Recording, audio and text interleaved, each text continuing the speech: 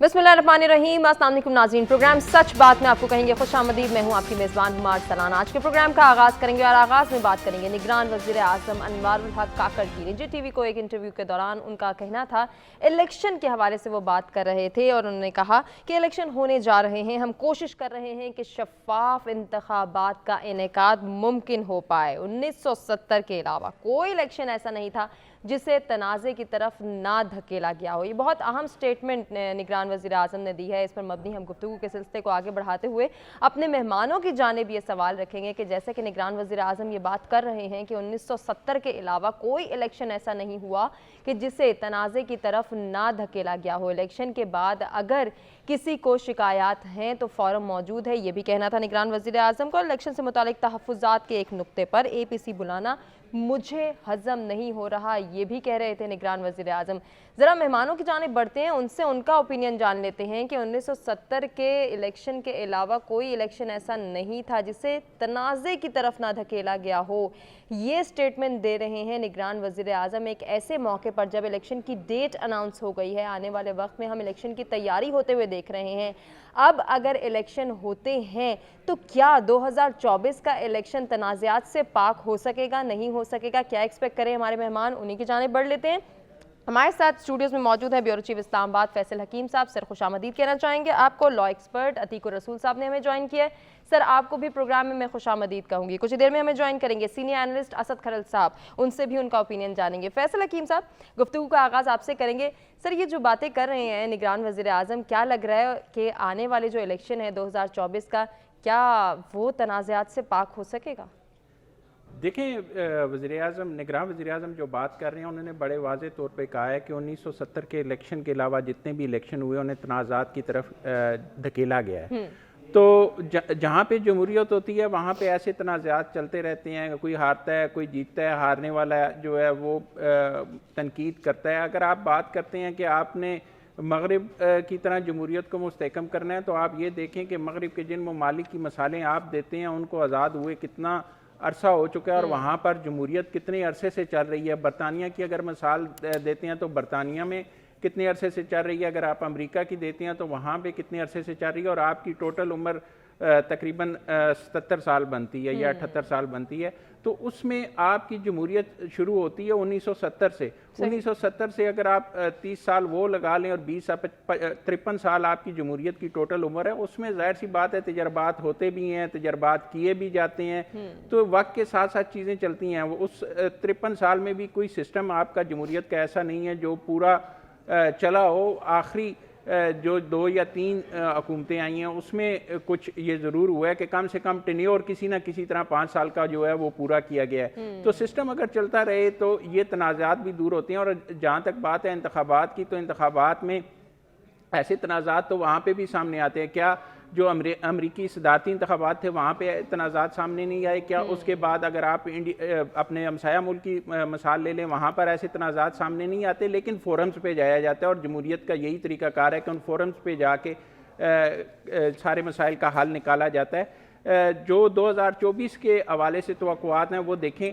तवक्को की जा सकती है कि साफ़ और शफाफ इंतखाबात होंगे। और अब तो जो पीपल्स पार्टी के आसिफ अली जरदारी हैं साबिक सदर, उन्होंने भी कह दिया है कि जो इंतखाबात हैं या इलेक्शन कमीशन का किरदार है उस पर उन्हें पूरा एतमाद है। जब सियासी जमातें एतमाद का इज़हार कर रही हैं तो ये कहा जा सकता है कि 2024 का इलेक्शन जो है वो बाकी जो माजी के इलेक्शन है उनसे ज़रा मुख्तलिफ होगा। और तवक्को की जा रही है कि वो साफ भी होगा, शफाफ भी होगा और उसके रिजल्ट सारी जमातें जो हैं वो कबूल भी करेंगी। अच्छा फैसल हकीम साहब, एक ऐसे वक्त पे ये बात करना जब इलेक्शन की तैयारी हो रही है और हम ये कोशिश कर रहे हैं कि हम इस चीज़ पर एतमाद बहाल कर सकें कि इलेक्शन साफ़ और शफाफ हो पाएंगे और आज़ादाना और मुनसिफाना इंतखाबात का इनेकाद मुमकिन बना पाएगी निगरान हुकूमत, तो ऐसे मौके पर निगरान वज़ीर आज़म का ये स्टेटमेंट देना कि मुल्क में काफ़ी अरसे से, बहुत अरसे से जो है वो इलेक्शन तनाज़ात से पाक नहीं हो रहे, ऐसा तो नहीं कि कहीं उन पर जो आयद जिम्मेदारी है उन्हें बहुत भारी लग रही है और आने वाला टाइम उन्हें भी डाउटफुल लग रहा है?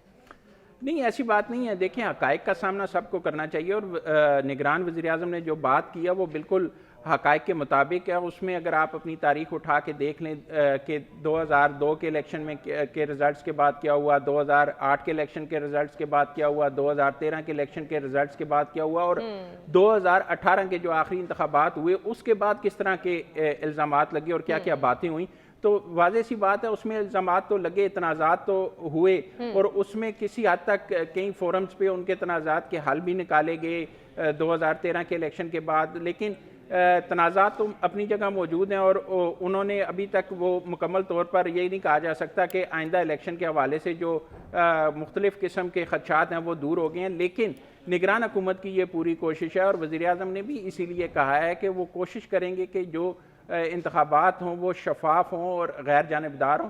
तो तवक्को की जा सकती है कि जब सियासी जमातें, सियासी रहनुमा इलेक्शन कमीशन पे एतमाद का इजहार कर रहे हैं, तो बाकी अवाम भी ये तवक्को कर रही है कि इंतखाबात साफ, शफाफ और गैर जानिबदार होंगे। ठीक हो गया फैसल साहब, आपका ओपिनियन आ गया।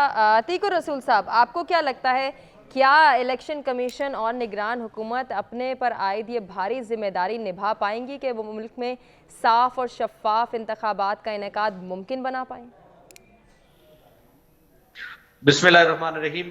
हुमा, अनफॉर्चुनेटली पाकिस्तान की तारीख जो है वो ऐसी नहीं रही। पाकिस्तान में जिस तरह से आप भी बयान कर रही है कि 1970 का एक इलेक्शन था जिसके हवाले से कहा जाता है कि वो साफ और शफाफ था। इसके अलावा पाकिस्तान ने कभी भी जो है वो एक ट्रांसपेरेंट और फ्री एंड फेयर इलेक्शन जो है कभी नहीं देखा। तो हम उम्मीद ये कर सकते हैं, दुआ जरूर कर सकते हैं कि ट्रांसपेरेंट इलेक्शन हो, लेकिन देखना यह है कि क्या हालात, वाकयात, ग्राउंड रियलिटीज और इर्द गिर्द जो सिचुएशन चल रही है, क्या वो उस तरफ इशारा दे रही है कि जो आने वाले इलेक्शन है वो ट्रांसपेरेंट होंगे, वो फ्री होंगे, वो फेयर होंगे, और उसमें तमाम जो पॉलिटिकल पार्टीज हैं इंक्लूडिंग जिन्होंने वोट डालना है, जनरल पब्लिक, क्या उनको अपनी जो है वो राय का इजहार करने का मौका सही मानों में मिल पाएगा? तो मेरा नहीं ख्याल कि 100% ऐसा शायद हो, क्योंकि इस वक्त आपकी जो तमाम पार्टीज हैं, चाहे आप PMLN को देख लें, वो आपको हवाओं में उड़ती नजर आ रही है। आप अगर 1.5-2 साल पहले चले जाते हैं तो यही लोग थे जो 2018 के इलेक्शन का रोना रो रहे थे। अब वही लोग हैं जो कह रहे हैं कि हम जो है वो बेहतरीन पोजीशन में है। आप पीपल्स पार्टी को देखते हैं तो Peoples Party level playing field की बात कर रही है। वो कुछ ट्रस्ट जो है वो शो कर रहे हैं इलेक्शन कमीशन पर भी, और जो हमारी इंटरिम गवर्नमेंट है इस पर भी, कि एटलीस्ट ये इलेक्शन की तरफ जाए। लेकिन नताइज जो है वो यकीनी तौर पर इनको अगर इनके मतलब के नहीं होंगे तो फिर ये एक रिग्ड इलेक्शन की तरफ लेके जाएंगे। बाकी जहां तक मामला है, आप देखें जो प्री पोल रिगिंग का तस्वुर है पाकिस्तान के अंदर, ये भी आया। इलेक्शन डे की जो रिगिंग है वो भी आपके सामने आया।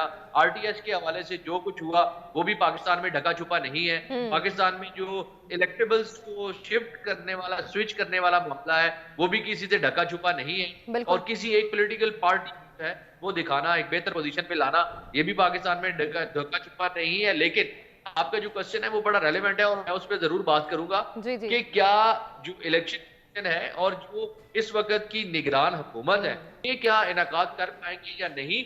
ये तो मैं समझता हूँ कि इनकी विल के ऊपर है, इनके ऊपर बहुत भारी जिम्मेदारी है, आईनी जिम्मेदारी है। ये तबीर के भी कहती हैं, ये इस अवाम को भी जवाबदेह हैं और ये इस निजाम को भी जवाबदेह हैं अल्टीमेटली। तो अगर आइन और कानून के अंदर इन्हें ये कह दिया गया है कि इलेक्शन साफ शफाफ करवाएं और अपनी जिम्मेदारी से सबकदोश हों, कर तो ये सकते हैं, लेकिन अब देखना ये है कि क्या ये उसको उस तरीके से डिलीवर करने के लिए मेहनत और काम भी करते हैं या नहीं। ठीक हो गया सर, आपका ओपिनियन आ गया। असद खरल साहब ने भी हमें ज्वाइन कर लिया है। सर, आपको खुशामदीद कहना चाहेंगे, साथ ही आपकी जानिब भी यही सवाल थ्रो करेंगे, क्या लग रहा है आपको, निगरान हुकूमत और इलेक्शन कमीशन अपनी जिम्मेदारियां अब निभा पाएंगे? साफ और शफाफ election, free and fair election का इनेकाद मुमकिन बना पाएंगे आने वाले वक्त में? जी बिल्कुल, जिस तरीके से अभी आपने सवाल किया था कि इस वक्त में जब इलेक्शन बिल्कुल करीब है, तारीख जो है उसका ऐलान हो चुका है, और निगरान वज़ीर आज़म का ये कहना कि 70 के इंतखाबात के अलावा कोई भी इलेक्शन ऐसा नहीं था जिसको मुतनाज़ा इलेक्शन ना कहा जाए, तो मेरा ख्याल बजाय एक्सक्यूजेस के छुपने के उनको ये कहना चाहिए था कि जिस तरह 70 के इंतखाबात के ऊपर कोई सवाल नहीं है, हम कोशिश करेंगे कि उसको फॉलो किया जाए और ये इंतखाबात भी फ्री, फेयर एंड ट्रांसपेरेंट जो है हम करवाने की कोशिश करेंगे। ना कि ये कहना कि सारे ही गलत थे तो इसलिए ये भी गलत अगर हो जाएगा, तो एक्सक्यूजेस के पीछे छुपना नहीं चाहिए। अपनी जो जिम्मेदारी है उसको कमाहकू अदा करने के हवाले से उनको ये रिस्पॉन्सिबिलिटी अपने ऊपर लेनी चाहिए, ये उनका जवाब होना चाहिए। तो बहरहाल ये उनका अपना एक पॉइंट ऑफ व्यू है। लेकिन बात ये है कि फिर वही है कि हमने ये बात तो हकीकत भी है कि जो पार्टी जीतती है वो कहती है इलेक्शन ठीक हुए हैं, लेकिन जो हार जाती है पार्टी वो कहती है कि झांसी हो गई है।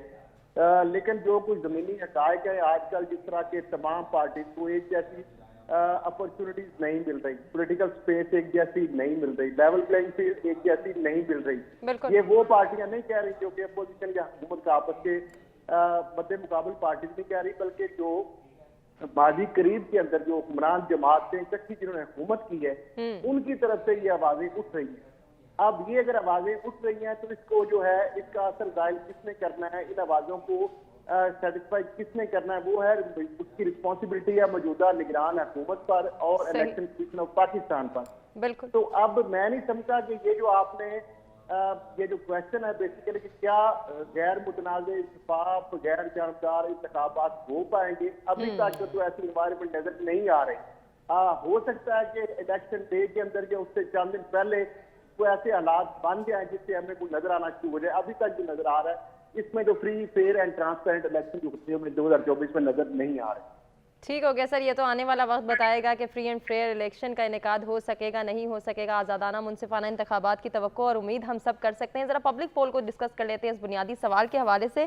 क्या निगरान हुकूमत 2024 का इलेक्शन भी 1970 की तरह तनाज़ात से पाक करवा पाएगी? सिर्फ नाजरीन 30% हमारी जो है वो पब्लिक ऐसा समझती है कि फ्री एंड फेयर इलेक्शन का इनेकाद हो सकेगा, जबकि 70% ऐसा नहीं मानते हैं। हम एक ब्रेक की जाने पड़े, stay with us. Welcome back नाज़रीन, प्रोग्राम में एक मरतबा फिर से आपको कहेंगे खुशामदीद। बढ़ेंगे आज के दूसरे टॉपिक की जानिब और बात करेंगे तोशा खाना केस के हवाले से। नैब को 30 नवंबर तक नवाज शरीफ का बयान रिकॉर्ड करने की हिदायत जारी कर दी गई हैं। एहतसाब अदालत ने तोशा खाना केस में कौमी एहतसाब ब्यूरो नैब को 30 नवंबर तक साबिक वज़ीर आज़म मियां नवाज शरीफ का बयान रिकॉर्ड करने की हिदायत कर दी है।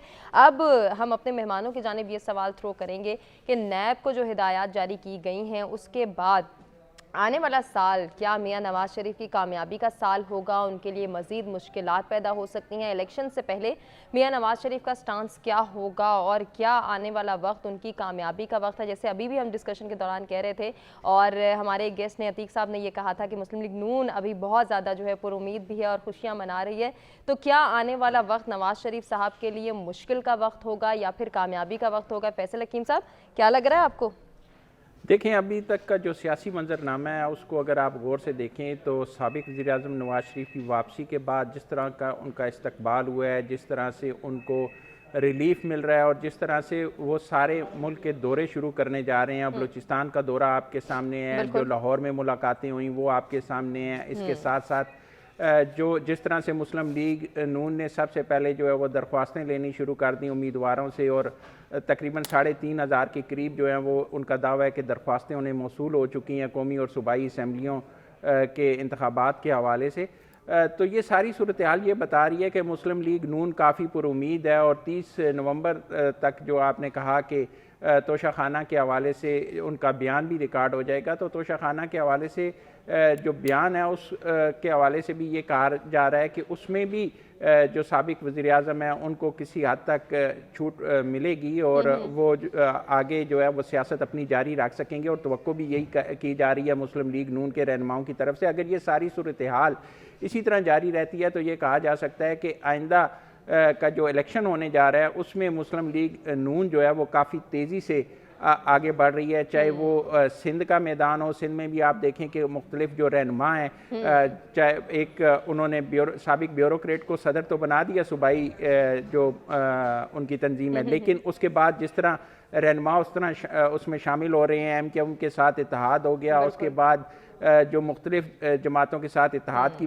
बातचीत की जा रही है। बलूचिस्तान से भी रहनुमा काफ़ी बड़ी तादाद में शामिल हो रहे हैं और KPK पे भी नज़रें जमी हुई हैं जो इख्तलाफात हैं उस हवाले से कि इख्तलाफात दूर करेंगे। उसके बाद नवाज शरीफ का वहाँ का भी दौरा मुतवक्को है और उसमें जो पीपल्स पार्टी छोड़ के जाने वाले 2 साबिक वज़रा हैं उनके हवाले से भी ये कहा जा रहा है कि उनकी भी जो कैप्टन रिटायर्ड सफदर है उनसे मुलाकात हो चुकी है और इम्कान यही जाहिर किया जा रहा है कि शायद वो भी मुस्लिम लीग नून का हिस्सा होंगे। तो ये कहा जा सकता है जिस सिनेरियो को आप डिस्कस करें तो उससे क्या एक्सपेक्टेशंस है? KPK में से कोई पॉजिटिव जेस्चर आएगा?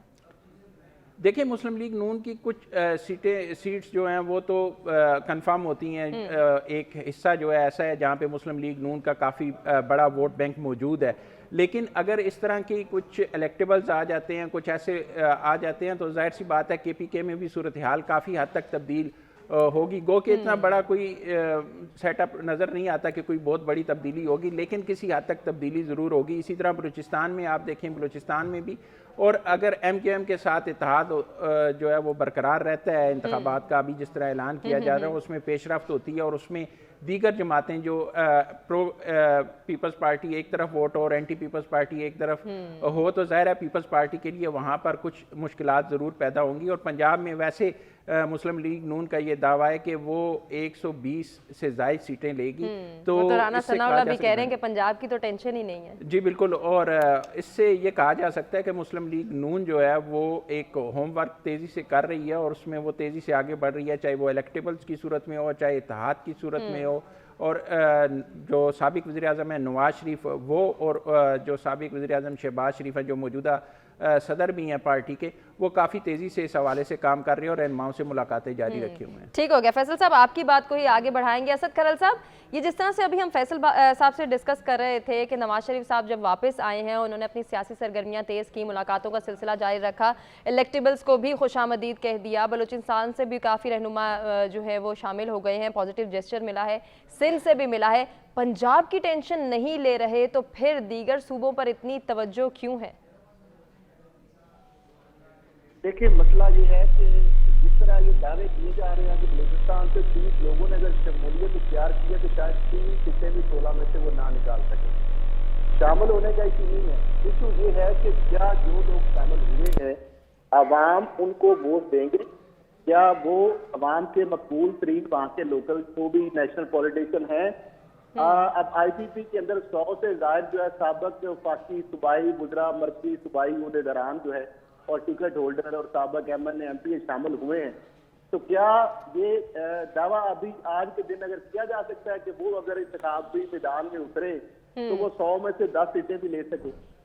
मामला ये है कि जो जहां तक मामला है नैब के केसेस का, अब वो तो नवाज शरीफ साहब को ये यकीन दहानी हुई थी या कराई गई थी या उनको ये वसूख से बिल्कुल उनको ये सेटिस्फेक्शन हुई है, तो तब जाके वो पाकिस्तान आए हैं कि आपके केसेस जो है वो खत्म हो जाएंगे। केसेस की हद तक तो उनको क्लीन चिट मिल जाएगी, वो तो सिलसिला उसका जारी है, सिलसिलावार जो उनको इंसाफ की फौरी फराहमी का। जहां तक मामला है कि जो आपने कहा कि क्या पंजाब के अंदर उनका फोकस क्यों नहीं है, देखिए राना सनाउल्लाह साहब ने जो दावा किया है कि 141 में से 125 सीटें वो पंजाब में ले लेंगे, तो इसका मतलब ये है कि बाकी तो फिर सीटें बचती हैं बहुत कम ही, यानी अगर 125 और 16 सीटें बचती हैं तो 16 सीटों में पीपल्स पार्टी, IPP और जितनी बाकी पार्टी जो है या PTI सारी, उनको तो इसका मतलब फिर ना ही समझे वो सारे, यानी क्लीन स्वीप पंजाब में आप कर रहे हैं। जहां तक मामला है सिंध के अंदर, सिंध की जो MKM से इनका अलायंस हुआ है, लेकिन उसका फायदा ना नून लीग को है ना MKM का, क्योंकि वहां पे इनका ना सीट है ना वोट बैंक है। जहां तक मामला बलूचिस्तान का, बलूचिस्तान के अंदर भी जिस तरह को बताया है कि 30 लोग भी अगर इनके साथ शामिल हुए हैं तो वो शायद 3 छोड़ के 1 सीट भी निकालने की पोजीशन में नहीं है आज की जो ग्राउंड सिचुएशन है। जहां तक मामला है खैबर पख्तूनख्वा का, वहां पे अभी जिस तरीके से वहां पे अभी आपने हालिया जिन इंतखाबात भी देखे, बल्दियाती इंतखाबात भी देखे, तो वहां पे नून लीग की जो पॉपुलैरिटी है वो भी सबके सामने है। लेकिन मसला ये है कि अगर तो इलेक्शन फ्री एंड फेयर होगा तो फिर तो जो है सूरत-ए-हाल जो है इसके बरक्स है, जो कि वो पोर्ट्रेट कर रहे हैं, सीटों के दावे बड़े बड़े कर रहे हैं। लेकिन असद साहब, जिस तरह से हम पहले भी डिस्कस कर रहे थे कि जो सिनेरियो बिल्ड किया जा रहा है उससे तो यही लग रहा है कि नवाज शरीफ साहब के लिए आने वाला साल जो है वो सियासी कामयाबी का साल होगा, उनको केसेस में भी रिलीफ मिल जाएगा। लेकिन यहाँ एक सवाल और भी है, क्या आवाम उसी तरह से पुरएतमाद दिखाई देगी मियां नवाज शरीफ की जानिब? देखिए, ये एक बड़ा अहम सवाल है कि जो आज की अगर बात की जाए तो इसके अलावा अगर मैं ये पोल पे सवाल अगर रखे हम कि नवाज शरीफ अगर वज़ीर आज़म नहीं होगा 2024 में तो कौन होगा, तो इसका जवाब मुझे नहीं समझ आता कि किसी और का नाम आए आज के दिन अगर देखा जाए। अगर आम जो लोग हैं वो यही समझ रहे हैं, जिस तरह हालात वाक़ियत नजर आ रहे हैं कि नवाज शरीफ साहब तो बिल्कुल 24 में वजीर आजम है, इनके अलावा कोई और नजर नहीं आ लेकिन रहा। असद साहब, लेकिन बिलावल भुट्टो वही बात जरदारी है, बारहा ज़मीनी ये बात कह हक़ाइक़ जो चुके हैं, हैं कि लाहौर से वजीर आजम बनता हुआ नहीं देख रहे वो। यही है ना कि जमीनी हक़ाइक़ जो है वो तो इसका साथ नहीं दे रहे, दावे तो कर रहे हैं, लेकिन जो आम, अगर आवाम की बात की जाए, आप ट्विटर पे से सर्वे कर लें, आप फिजिकली जाके लोगों से पूछ लें, किसी तरीके से भी कोई आप उसका पैरामीटर बना लें, तो किसी सूरत भी कोई ऐसा सर्वे नहीं है जिसमें लोग नून लीग को अक्सरियत दिखाएं कि नून लीग जो है वो ज्यादा popular party as compare to PTI. ठीक हो गया असद साहब, आपका ओपिनियन आ गया। बढ़ते हैं अतीकुर रसूल साहब की जानिब। सर, पहले तो आपसे हम ये जानना चाहेंगे, जिस तरह से अभी नैब को कहा गया है 30 नवंबर तक नवाज शरीफ साहब का बयान रिकॉर्ड कराने का, आने वाला वक्त कितना मुश्किल है, किस तरह से रिलीफ दिया जाएगा, आपको क्या लग रहा है वो हमें बताइए। और साथ ही साथ आने वाला साल क्या वाकई ऐसा है कि नवाज शरीफ की सियासी कामयाबी का साल होगा? हुमा, एक तो ये है कि नैब के केसेस हैं, इनके हवाले से अगर आप इसका थोड़ा सा फैक्ट देखें तो आपको समझ आएगी कि ये वही नैब जिसने इनके खिलाफ रेफरेंस फाइल किया, यही नैब था जिसने इनके नॉन बेलेबल अरेस्ट वारंट जारी किए, यही नैब था जिसने इन्हें प्रोक्लेम्ड ऑफेंडर या इश्तिहारी डिक्लेयर किया, यही नैब था जिसने इनकी प्रॉपर्टीज कन्फिस्केट की, और फिर यही नैब था कि जिस वक्त इनकी जो बेल्स जब फाइल की गई तो उन्होंने कहा जी कि हमें तो इनकी बेल होने पर कोई एतराज ही नहीं है। एक ये था कि इनकी गैर मौजूदगी में रेफरेंस जो है वो दायर हुए और उनके खिलाफ केसेस हुए।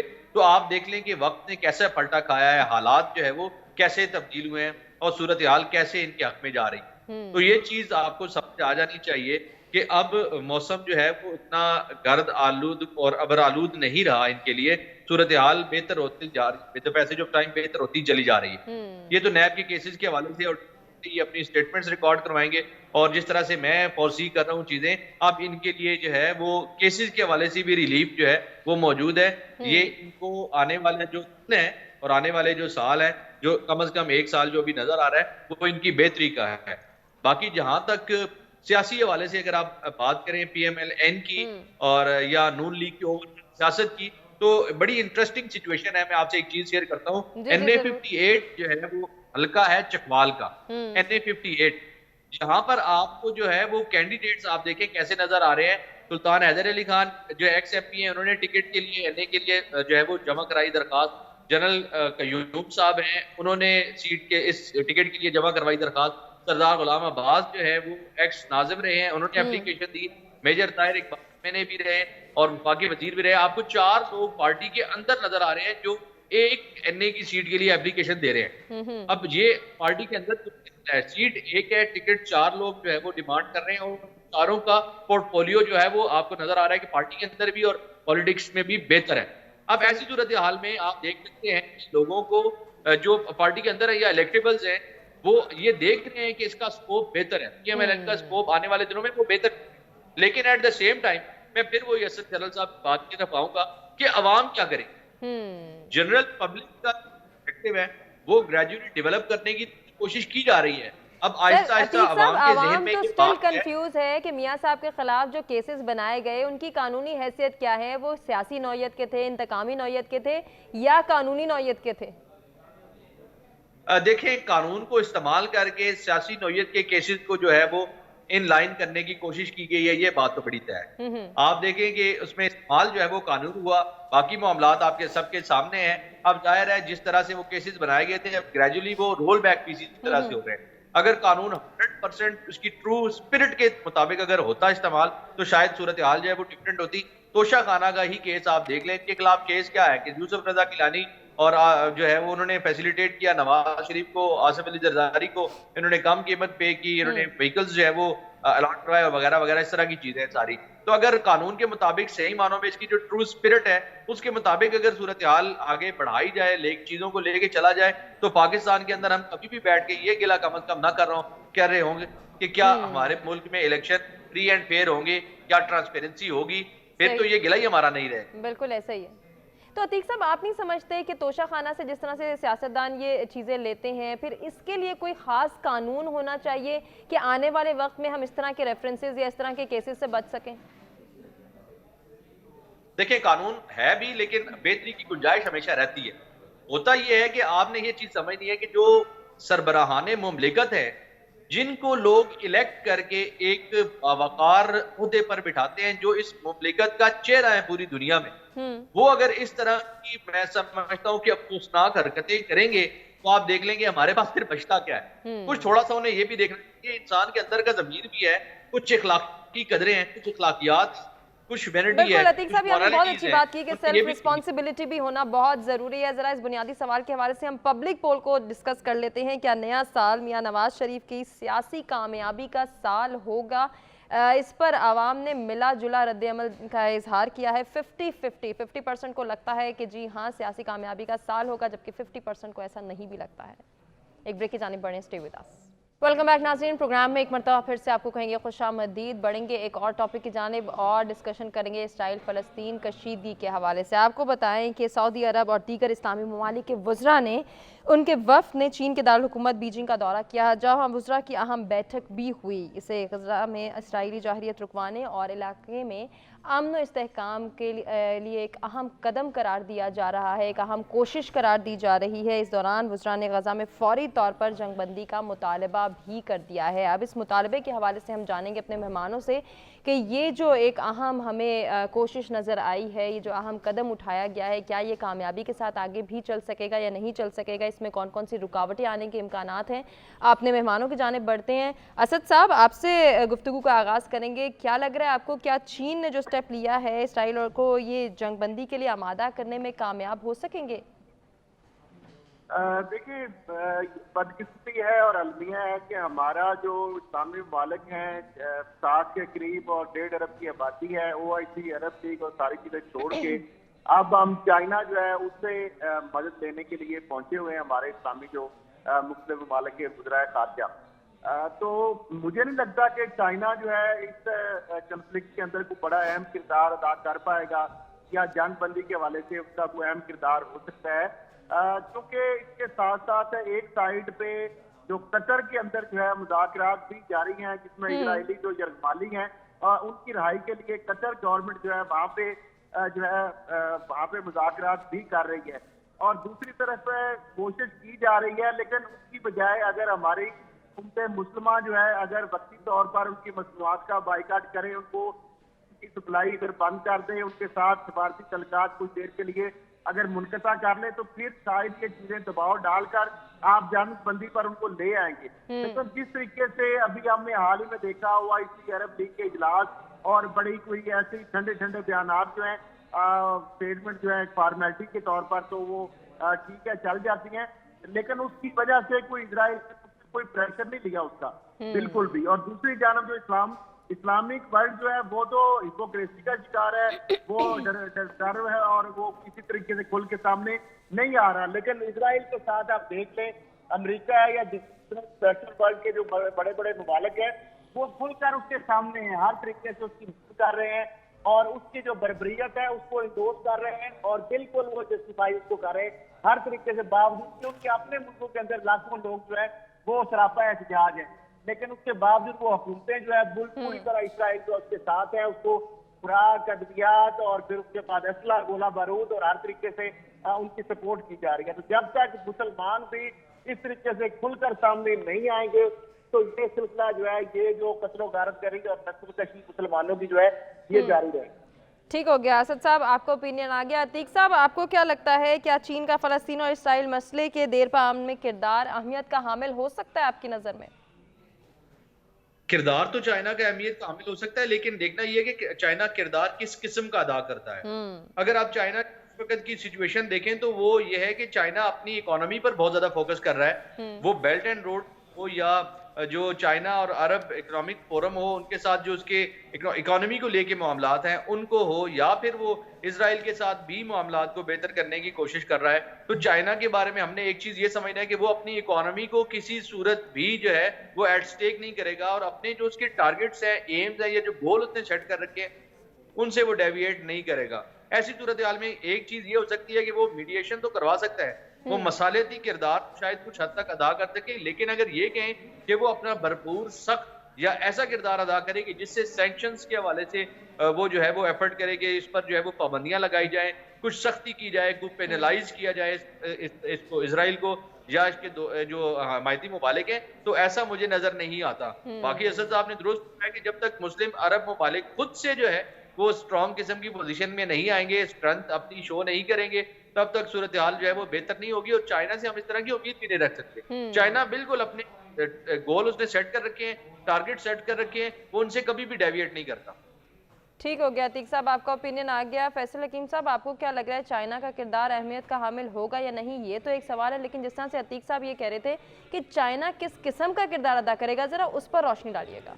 देखें, दो चीज़ें हैं। चाइना का आप किरदार देखना चाहते हैं तो पिछले 2 साल की जो आलमी सियासत है या मुल्कों के दरमियान तनाज़ात हैं, उसमें चाइना का किरदार देख लें। चाइना ने जिस तरह 2 मुस्लिम ममालिक के दरमियान सुलह करवाई, उनको एक दूसरे के करीब लाया, वो देख लें। उसके बाद 6 साल बाद, अभी ये रवां माह की बात कर रहा हूँ, 6 साल के बाद चीनी सदर गए अमरीका मनसब से जो उनकी मुलाकात हुई, उसमें दोनों रहनुमाओं ने इस बात पर इत्तफाक किया है कि जो मसाइल हैं उस हवाले से वो एक दूसरे से राब्ते में रहेंगे, चाहे वो फ़ौजी मसाइल हैं, चाहे वो आलमी जो चैलेंजेस दरपेश हैं। तो ये एक बड़ी पेशरफ्त थी। अभी जो मुस्लिम ममालिक का वफ्द इस वक्त चीनी दौरे पर है, उससे भी मुलाकात में चीनी सदर ने वाज़ेह किया है कि मशरक़ वस्ता में क़याम अमन के लिए अनथक कोशिश की जाएगी। और चीनी वज़ीर ख़ारजा ने इस हवाले से पेशकश भी की है कि चीन हर मुमकिन ताउन के लिए तैयार है। और ये भी बात की जा रही है कि शायद रवां साल ही चाइना में एक ऐसा सिम्पोजियम, अमन सिम्पोजियम मशरक़ वस्ता के हवाले से मुनक्किद किया जाएगा, जिसमें मशरक़ वस्ता में